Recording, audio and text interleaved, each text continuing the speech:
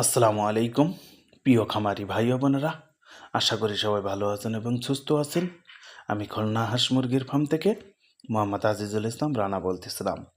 প্রিয় খামারি ভাই ও বোনেরা, আপনাদের সামনে আরেকটা নতুন ভিডিও নিয়ে হাজির হলাম। আপনারা দেখতে পাচ্ছেন খাঁটি ক্যাম্বেল হাঁসের মায়া বাচ্চা। প্রিয় খামারি ভাই ও বোনেরা, আপনারা যদি ডিমের জন্য হাঁসের বাচ্চা ওঠাতে চান, তাহলে আপনাদেরকে বলবো আপনারা খাঁটি ক্যাম্বেল হাঁসের মায়া বাচ্চা ওঠান।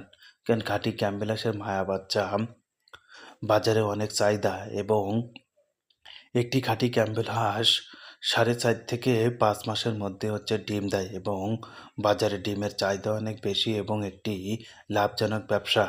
একটি খাঁটি ক্যাম্বেল হাঁস 12 মাস ডিম পাড়ে।